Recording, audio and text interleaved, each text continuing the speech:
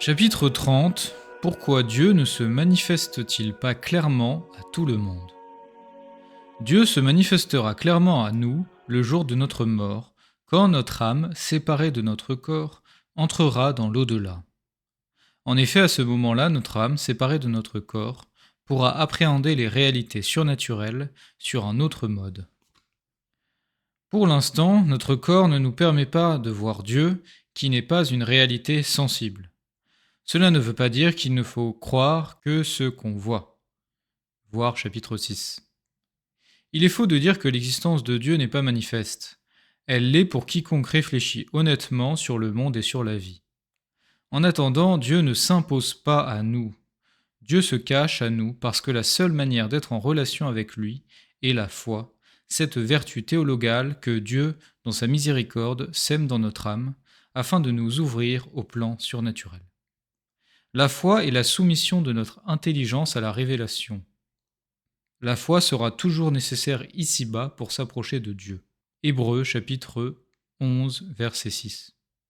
Pourquoi la foi? Parce que c'est le moyen que Dieu nous laisse pour répondre librement à son invitation de passer l'éternité avec lui, pour reconnaître qu'il est la source de toute bonté de la vie, qu'il est le maître de l'univers et que nous devons nous soumettre librement à sa volonté. À la fin du monde, lors du jugement dernier, Dieu se révélera clairement à l'humanité, tout genou fléchira et toute langue lui rendra gloire. Romains chapitre 14 et Apocalypse chapitre 15.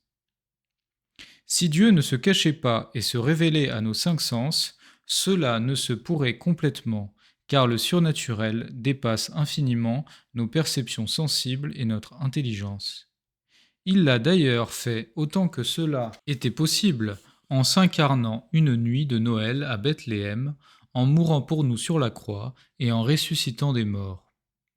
Il l'a donc fait devant les Juifs et particulièrement devant le Sanhédrin. Mais la plupart ne se sont pas convertis, malgré toutes les prophéties et les miracles, car il fallait encore ajouter foi à ce qu'on voyait. Lorsque notre Seigneur se manifeste aux apôtres après sa résurrection, il le fait encore de telle manière que la foi reste nécessaire. Il parle avec eux, il mange avec eux, mais Thomas absent, lors des premières apparitions, refuse toujours de croire. Notre Seigneur apparaît donc une nouvelle fois, en présence de l'apôtre encore incrédule, et lui permet de toucher ses saintes plaies. Thomas tombe alors à genoux et s'écrie « Mon Seigneur et mon Dieu ». Le Christ lui dit alors « Tu as cru parce que tu as vu. Heureux ceux qui auront cru sans avoir vu. » Saint Jean chapitre 20 verset 29. Ce qui prouve que le mérite de la foi réside dans la soumission que nous faisons à Dieu de tous nos sens et de notre intelligence. Que signifie avoir la foi? Dans les premiers chapitres, nous avons montré que la foi n'est pas un sentiment. En effet, la foi est une vertu surnaturelle, c'est-à-dire un don de Dieu. Elle est une vertu infuse, c'est-à-dire une vertu que Dieu, par sa grâce, produit en nous. Ce n'est pas l'homme qui acquiert ou qui mérite la foi. Le principe de la foi est la grâce de Dieu. Quels sont les effets de cette grâce, c'est-à-dire de cette aide, de ce don, de ce bienfait de Dieu? Sous l'effet de cette grâce de la foi, nous croyons fermement toutes les vérités que Dieu nous a révélées et qui nous enseigne par son Église catholique. Autrement dit, la foi est l'adhésion de l'intelligence qui, sous l'impulsion de la volonté, mue par la grâce, donne un assentiment ferme aux vérités révélées par Dieu. Trois choses sont donc nécessaires à l'acte de foi, à savoir la grâce de Dieu qui détermine la volonté qui détermine l'intelligence, et l'intelligence qui se soumet en donnant son assentiment à la vérité révélée. Dieu se révèle-t-il forcément si on le cherche? Dieu se révèle toujours à une âme, mais il faut que la personne soit de bonne volonté. Il faut qu'elle consente à admettre la vérité surnaturelle. Prenons l'exemple d'Émile Zola, incrédule, qui est allé à Lourdes. A-t-il trouvé la foi? En 1892, Zola prend le train spécial avec les malades pour enquêter sur Lourdes et préparer son roman appelé Lourdes. Il remarque une malade, Marie le Marchand, qu'il décrit ainsi, citation. C'était un lupus qui avait envahi le nez et la bouche, peu à peu, grandit là. Une ulcération lente s'étalait sans cesse sous les croûtes, dévorant les muqueuses. La tête allongée en museau de chien, Les cartilages du nez se trouvaient presque mangés, la bouche s'était rétractée, tirée à gauche par l'enflure, de la lèvre supérieure, pareille à une fente immonde et sans forme. Une sueur de sang mêlée à du pu coulait de l'énorme plaie livide. Fin de citation. Marie Lemarchand souffre de tuberculose pulmonaire, compliquée de plaies ulcéreuses sur le visage. Le 21 août 1892, Marie Lemarchand est guérie subitement et instantanément et se rend tout de suite au bureau médical. Zola assiste à l'enquête des médecins et peut poser des questions. Zola ne demande rien, il reste silencieux, il se dérobe. Zola verra défiler au bureau médical 3 autres guérisons incontestables qui ont été reconnues comme miracles. Pourtant, il ne veut toujours pas croire. Pourquoi ? Parce que pour un sceptique, Dieu n'existant pas, le miracle est par définition impossible. Le monde surnaturel n'existe pas. Dans son roman, il ne nie pas ce qu'il a vu, mais il l'explique par l'autosuggestion, la force psychosomatique de la foi. Cela est possible à l'extrême rigueur, pour certaines maladies nerveuses. Mais justement, les guérisons de maladies nerveuses sont toujours écartées par le bureau médical de Lourdes et ne sont pas étudiées.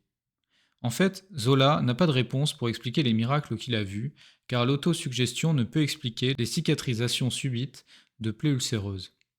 L'écrivain, en vérité fort impressionné, se voile les yeux et ne veut plus voir. Il ne veut pas voir. Il ne veut pas savoir. Cette démarche des sceptiques vis-à-vis des miracles de Lourdes est finalement la plus fréquente.